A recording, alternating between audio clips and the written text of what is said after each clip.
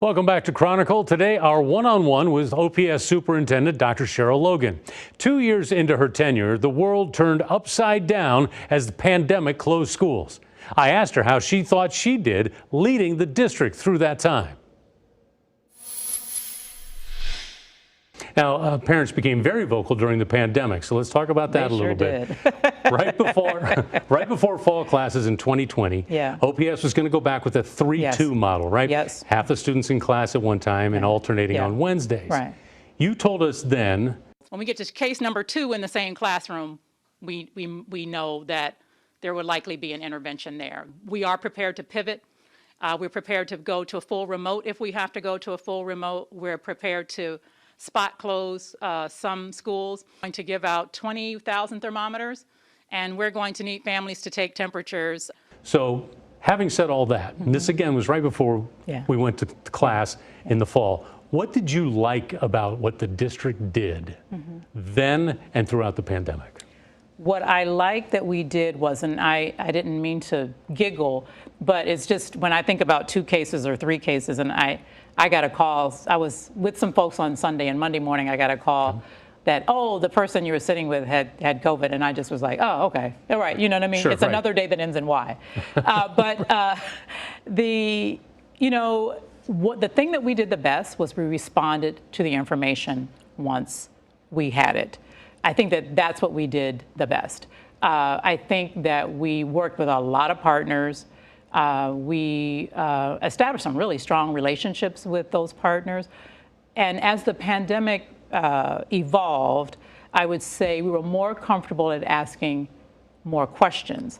Because, pre-pandemic, I would say if the doctor said that, that's just what it goes, that's it. I think that what we learned was, especially because it was a novel virus, is that they weren't all the answers. Like when I think about the paper that we wrote that on and in the shredder, and there's this, let me just say this, there's a robin that has a nest outside of the tree right where I enter the building. Okay. And the other day, I was trying to get a picture of it, but the robin had found wherever our shredder, I guess maybe some things are coming out of the trash, had found where that was and had some stuff in was making her nest with parts of the shredder. So I think about... That's where the COVID plan is? I think about that particular, because I remember like us doing that. I remember being on a Sunday afternoon call with folks at the Global Pandemic Center. We were kind of, talking about that, and they were fantastic throughout, I will say. And that's the information we had then, right? And the next week we had, different information, and we were ready to, to go to a 3-2 model. And then I shared with people that the night before I got a call from our board chair that we want to open fully remote. So as a superintendent, I affect what the wishes are of the board. Right. And, there's a lot of lessons learned. But I think the thing that we did the best was when it was time to take masks off, we took them off, right? When we were opening in 21, and we were concerned because we had a lot of people who had gotten vaccinated, but the littlest children still couldn't get vaccinated. And we opened with masks, and then in the fall of 21, and then took them off on February 23rd of 2022. It was just, it was hard. It was really hard. Yeah. Burnout of educators, that really came to the forefront during the pandemic. It's still an issue. I mean, it's still critical right now. Do you think that's going to improve the farther we get away from the pandemic? Well, I think that everything, things ebb and flow.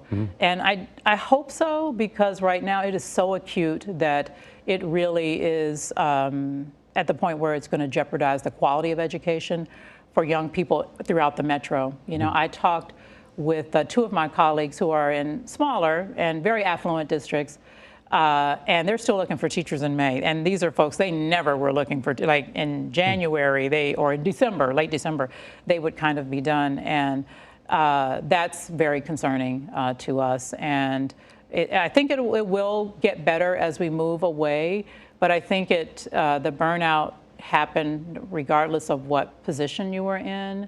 And I have to remain hopeful because I don't have any other kind of data set to base that hope on, but the human condition, and that we recover. Do you know how far we're down, how many teachers we need off the top of your head? It's right now, I would say we have a little over 300 vacancies that we can see. We've hired 204, I think it was 204 teachers, and so we've got work to do, and it's still early in the season, but we're very concerned about it. We've been already talking about it as a team. As a matter of fact, I sent the numbers over. That's why I know the number. I sent the number over to the board in my weekly updates last week.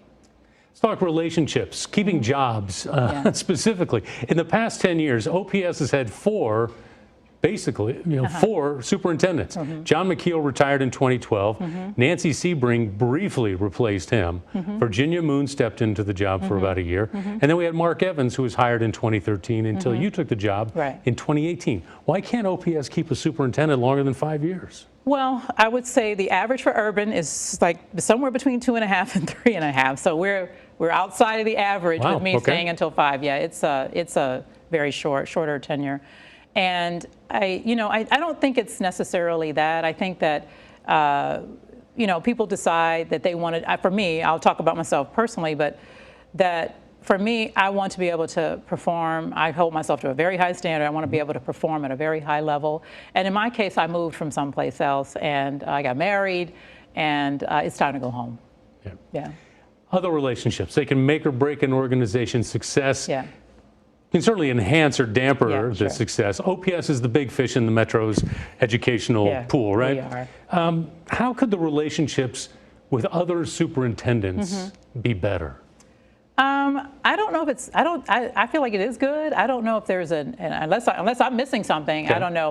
One of my closest compadres here is Barry Haybrock in Elkhorn. We talk regularly, and so I don't think that that's necessarily, at least unless there's maybe there's something going on between others, but I don't see that as an issue. But I do know that when you're a big fish, you're a big fish, right? And that just there's certain heft that comes with that. There's certain responsibility that comes with that. But I don't see that as so if you're telling me something, then maybe I'll have to tell the next person. I'll have to tell Mr. Ray so that he can address it. Yeah. I'm not necessarily telling you anything, but let's staying with the fish analogy. Let's stay in this school of fish. Sure, right. Your relationship with the school board. How would you assess that now and over the years?